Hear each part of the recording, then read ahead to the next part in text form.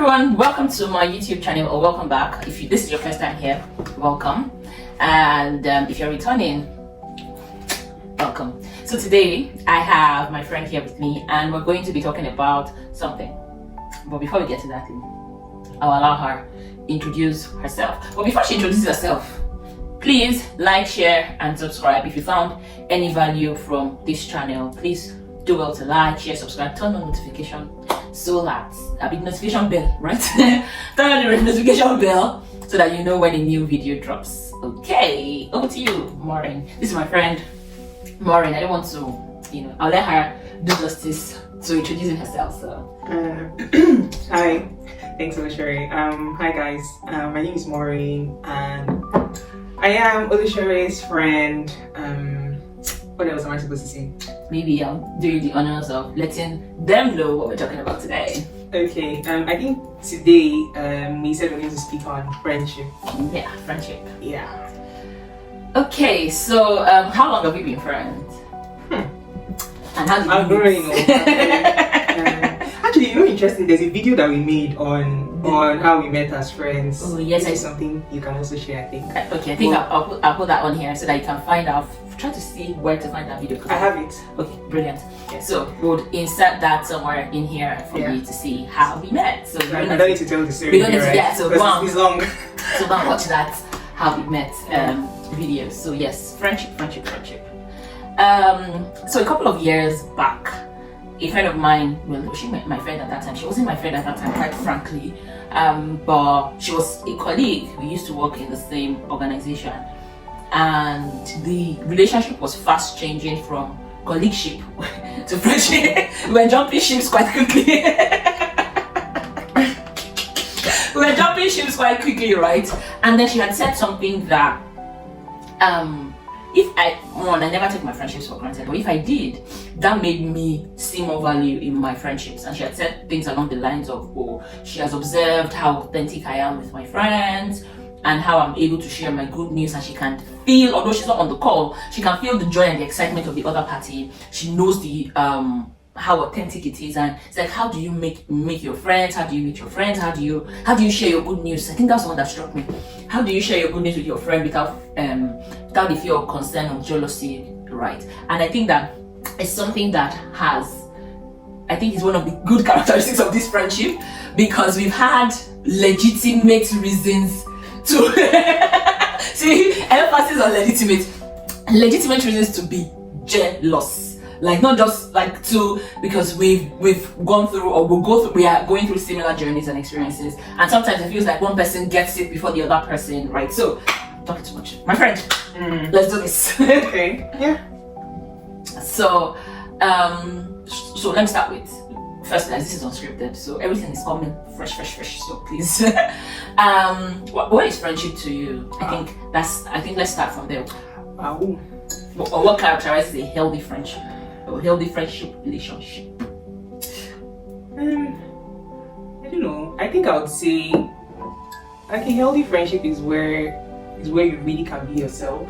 Like, it's like whether you're happy, you're sad, you're excited, I don't know. You just can bring like all of you to that friendship. And I think of my best friendships, like, there are places where I don't feel the need to. I don't feel the need to pretend to be anything else. Like, perform exactly. I just show up. If I'm tired, I show up tired. If I'm excited, I show up excited. If I'm sad, I show up sad. Like, I don't know. It's really like safe space. That's what friendship is. Really.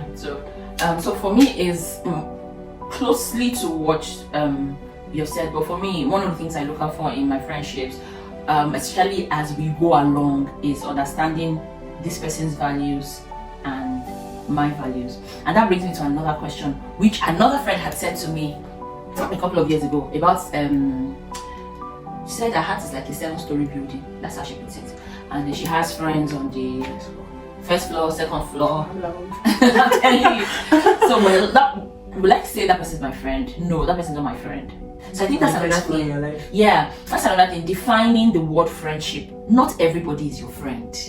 I was literally speaking about this today. Oh really? Like, because I mean, not talking, but like I was trying to talk about someone. I was like, I have a friend. I'm like, actually, she's not a friend. And the person was like, is she your enemy? I don't know. It's not like she's my enemy, but like, I'm really being very careful about who I call friends. we, But it's not like your enemies with them, but like not everybody is really like your friend, you know? Yeah. So back to not everybody is your friend. I think it's important that we label our relationships right, and maybe that's what that person was trying to say about the story buildings. You know, that you are my colleague in the office, you are my colleague, you are my friend at work, and that's where our friendship starts and stops, within the confines of the office. You are my friend at church, that's where it starts and stops. Or you're my friend from church. You know, I met you in church, but we are developing into something else outside church. You are my friend where anywhere really, but it's important that because that puts a lot of pressure on us to, oh, this person is my friend, and then you then now want to show up, you know, in the capacity of a friend, when that relationship is truly not a friendship relationship. Yeah, we get it. Yeah, right. So I think that's very, very important. Then let's talk about being everything to everyone at every time. Okay. I don't know, you want me to go? Yeah. I don't know if I was trying to be everything to everyone. Maybe I was at some point. Because I used to be the person who was always like keeping in touch, always wanting to just, it wasn't just about me keeping in touch with the people. It was also about me getting them, or like keeping them in touch with the people that I would, you know, like especially when you're in a friendship group. Like I don't that. Exactly, I'm the holder of everything. So Jesus Christ. Until I received wisdom. How? What made you receive that wisdom? I don't know. I can't remember like a particular thing that triggered it. But I think when I moved to the UK, I struggled with the detachment that was happening. I think it was the first time that I was actually really feeling detached from my friends, because I don't know, being in Nigeria before, it was if I'm feeling like I haven't spoken to someone, like I'll call them and, you know, we'll catch up, they'll be to talk about to their house. Exactly. But then when I came here, it was good, you know, we could still make calls. But I also think that the conversation started to shift because I guess the realities of things I was dealing with here was different from what they were dealing with at home. It's not because we're not all adults, you know, and it's not because I can't relate or that they can't relate to me, but there was just that thing of, and I mean, UK life as well, masters, it was very busy, job hunting, all of those things in between. So somehow I just started to feel like, you know, really removed. I realized that, oh, you know, I'm not yet the gist first, as I usually would hear. I'll be finding out the information through third parties. And it wasn't a bad thing. But I just had to realize that, okay, this is how the dynamics of this relationship has shifted, and I need to be okay with it. So it was hard, it was painful. It wasn't like I accepted it. I almost even fought with some people, because I'll call them and I'll be like, oh, exactly, why did you not tell me? But how many people can I fight?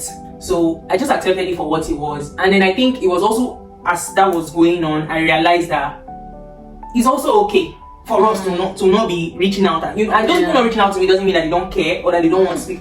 I don't know, I guess it's just life happening. And I also don't agree, or I also think that, you know, this is not me being okay with the fact that you don't keep up, because I also don't like that statement of, oh, even if we don't talk for 10 years, call me when you need me. It's a lie, don't call me. I'm not in that WhatsApp group. Don't call me. No. But like, you get what I mean. Like, you know, we probably don't have that everyday relationship as we used to. So it was somewhere in that season that I kind of just became okay with, you know, not having to keep up with everywhere, especially, you know, from high school, uni, like group chats, you know, always wanting to be engaged, wanting to be involved. The way I switched off. But I also now realize that even after that has happened, when I've met up my friends, nothing changed. Like we still get along, we still catch up, we still do what we need to do. So I think I just picked up, you know, lessons from there, and because it was feeling more like a burden, which is not what friendship and like love should feel like. So the moment I realized that, okay, it's not as if I'm carrying the weight of twins, and it's not my weight, I'm not Jesus, so you know. Yeah, I think that was when it happened. So maybe like 2, 3, 4 years. 2, 3 years ago, I probably got into that headspace, and it has been great. There's so much to unpack in what you said. So much. There is the group friendship dynamics that you have highlighted. There is the effect of Japa on your friendship. I also, for those of us that are not in Nigeria or African climate listening to this, Japa is like when you relocate, you move abroad. So Japa can be you move from one state within your country to another state, from one city to another city, or the way we know it in Nigeria is to move from Nigeria to any of the any other country. Yeah, really. So that also has an effect on your relationships. There is what you have mentioned along the lines of understanding the seasons of your friendship and what each season requires of you, right? So some seasons require you to be, like when you were much younger in secondary school, where you had this funny thing you used to say in my house. So your friend would come and visit you, you escort to the first class, then you escort you back. And like, oh my god, why did he do those things? Right? So there's also the season where life is truly, truly busy. And whilst we are not talking like every day, there needs to be let me put on my consultant hat. This touch points. Yeah, touch point, cadence of a cadence of conversations, right? There's all of that, and it's very, very important. And we are not trying to define that for you. That's not the point of this. We're just trying to highlight these topics and themes to let you know that if you're feeling this way, you're not alone. We have gone through it. I left my best friend in Nigeria. I saw her for the first time in 4 years, a couple of months back. You saw your best friend the first time in 5 years, a couple of weeks really back, right? And now we have formed a new friendship that is outside of those friendships.